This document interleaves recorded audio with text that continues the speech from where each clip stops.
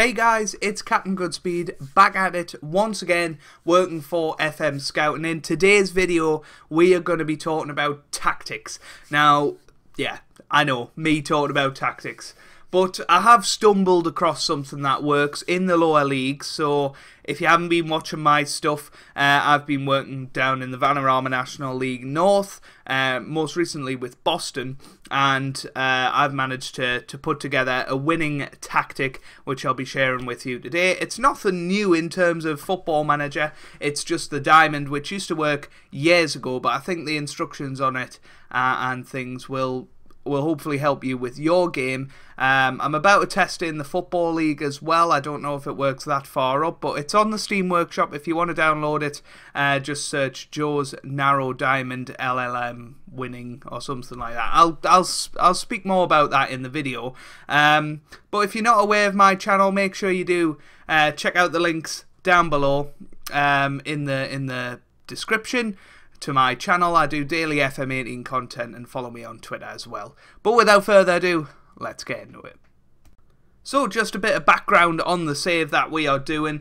This is my Boston United save in the Journeyman. We're currently in Season 4. I'm in the National League. As you can see, we're up in 7th place and doing rather well, to be honest with you. And it's all because of a tactical change that I did in the middle of last season, which sort of helped us go on a massive run of success. So if we'll have a look at the tactic itself, it's just a diamond, you know, a 4-1-2-1-2. It's a narrow diamond, so we're going for the two central midfielders as opposed to the two wide players. And as you can see, there's an awful lot of green on this analysis graph thing, which is good. The only place that isn't green for me is up in the left hand side. I don't really know why that is. Maybe if we change this to attack, yes, so if you change that to attack, then you get probably a more rounded tactic. But one of the main things down at this level is getting players that'll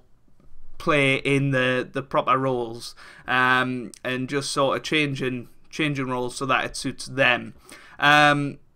Looking at the player roles, I always have my right back on attack, pushing down the wing, but that's just really been the nature of the full backs I've had. And at left back, we want to keep that more defensive, so we put that on defend. Just keep the defenders as central defenders on defend, because I don't like playing with defensive centre backs or ball playing defenders. So just stick with central defenders on defend. Goalkeeper, always go for just a plain goalkeeper on defend.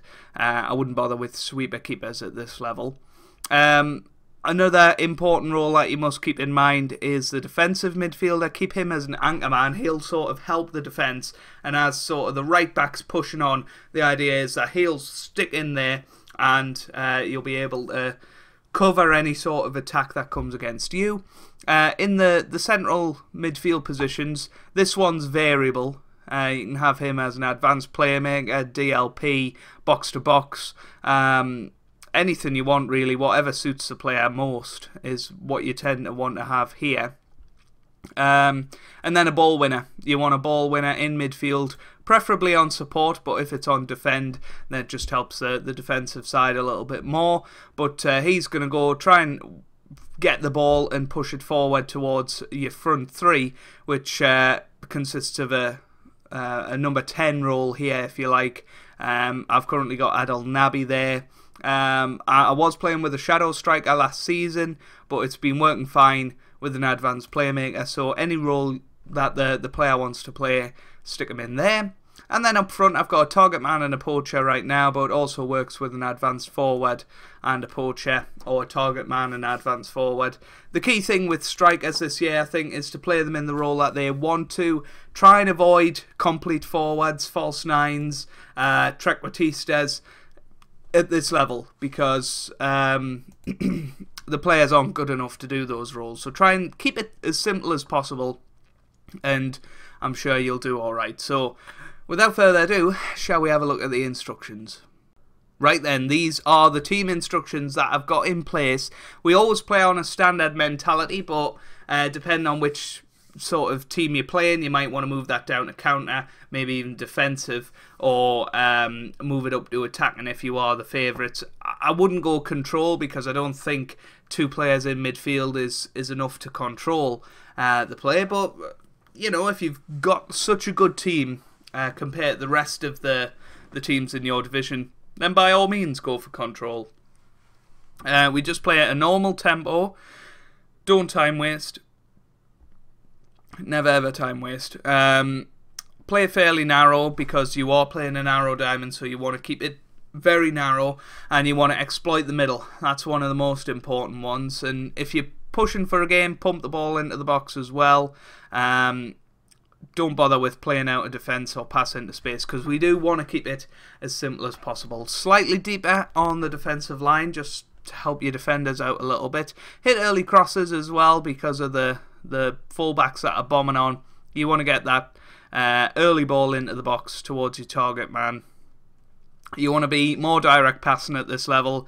Shorter passing tends not to be good, because players just aren't good at passing. This one as well, if you're pushing for the game, be more expressive.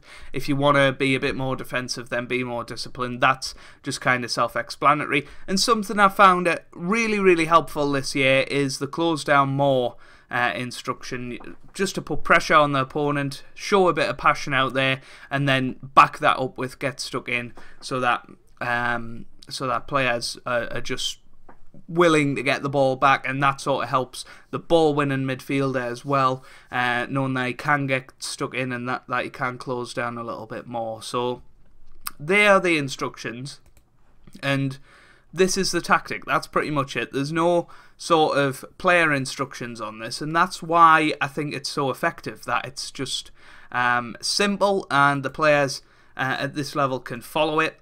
And you know, you might not get the results straight away, but I'm pretty sure that you will get results from this, as long as you've got the players to suit it.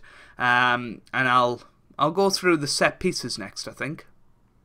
So a big thing this year is your set pieces and getting them right, making sure that your routines are good, to keep goals out as well as go and score goals down the other end. Now, this is what I do. It's had reasonable success, but if you want more information on set pieces, then Access Euphoria has done a brilliant video on this channel. I'll try and leave a card of it in the top right corner. I think I'm pointing the right way.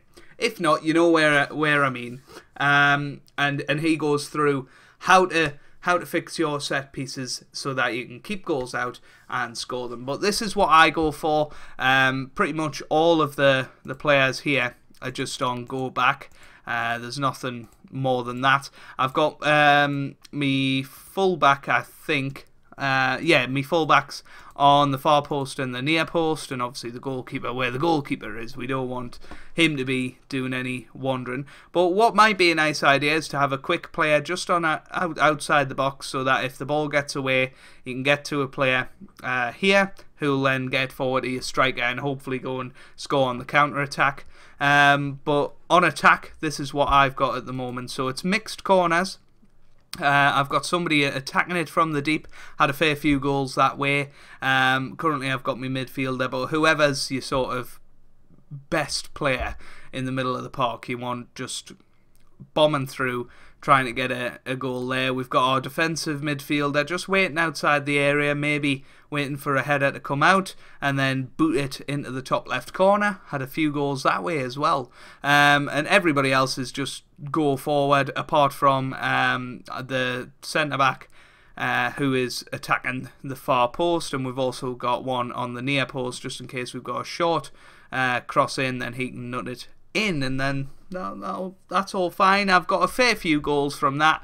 I've saved a fair few goals as well, so and it's duplicated on the other side. So if you guys want to do that, feel free. I wouldn't recommend following my set pieces, but they work for me. They might work for you. So let's have a look at the results that this tactic has got. Now, this season is when I joined Boston, and I joined them around about here, where we were playing sort of Nantwich and Stockport. I'm pretty sure I did win my first game. as their manager, though. I can't remember exactly what that was. Ah, it was Harrogate. We drew 2-2. I'm pretty sure that is how it worked. I was actually using a 4-2-4 with the 2 central midfielders, the 2 wingers and the 2 strikers for this first 8 games. So that's a tactic that might work as well for you. But we didn't do that well. But then in the next season, we started with a 4-2-4. We had this sort of form here, and then we switched to the diamond. And we played our former club, Curzon Ashton. We won 9 consecutive league games, which was a brilliant achievement for us.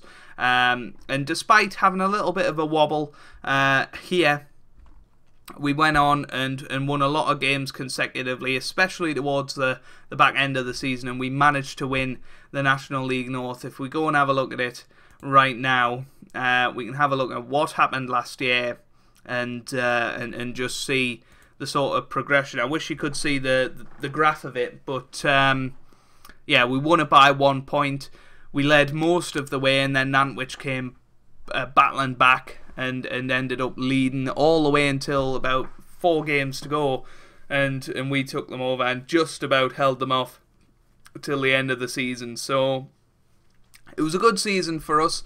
I haven't had any success in the cups for it, but it's definitely been a good tactic for me so far with lower league management, and hopefully it'll work for you guys as well. But let me know how you get on with it. I'll just show you how you can download it from Steam Workshop. So if you want to download this from the Steam Workshop, you want to go into the Steam Workshop and then search Joe's Narrow Diamond LLM tactic. If I can find some sort of link to it, I'll put that in the description so that you can download it and have a closer look at it for yourselves. But no, hopefully you've enjoyed that and found it a little bit insightful, if you like. And if you have, make sure you leave a big thumbs up down below.